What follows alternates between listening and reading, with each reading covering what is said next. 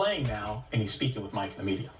Well, JJ, obviously we just found out it's going to be the Timberwolves in round one of the playoffs. Is there anything you kind of want to wrap up about tonight or this season, or are you already kind of, you and your coaching staff, tilting your brains towards that round one?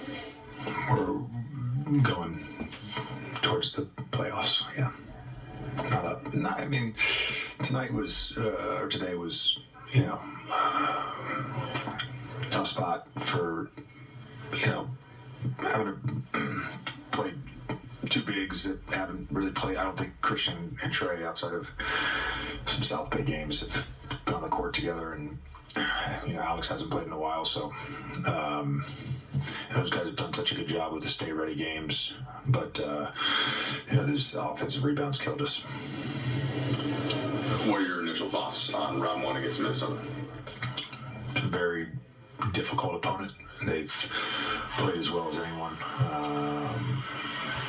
lately, and I believe they're one of 4 teams in the top 10 in offense and defense, so they present a lot of problems. You guys have only faced them the one time in February since trading for Luka, and even then, I think they were without for that matchup. I guess, how do you anticipate going about the preparation, the scouting, just in terms of the matchup? We had games the last 6-7 weeks where we hadn't played the team since 80 was on the team. We didn't have Luka, so we have a way of prepping based on previous games against Luka. We have a general idea of what their rules are, just like they have a general idea of what our rules are. So I don't think it doesn't necessarily matter that we don't have anything on tape with both teams at full strength.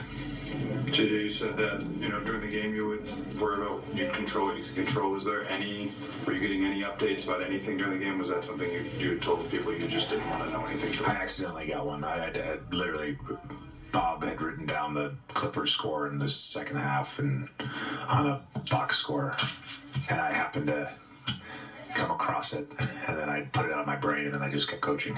So, we got to watch the game just now. It was a fantastic game, and both those teams are really high level. In terms along those lines, I mean, you've got your players are all in there together watching it. You're watching it together as a staff. Just kind of a unique situation to have that as your team building and different things like that. Just shared experiences like that. What's the value in those things? Yeah, a lot of value. We'll get together Tuesday night and watch the play-in together.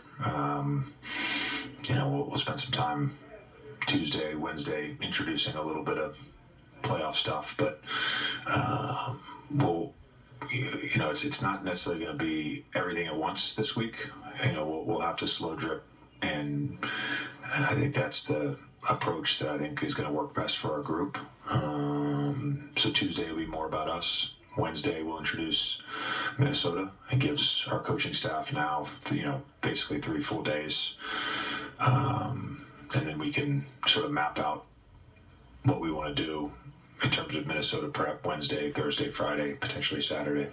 You told us pregame that part of your approach to mapping out the time in between the regular season and the postseason would be to consult with your players.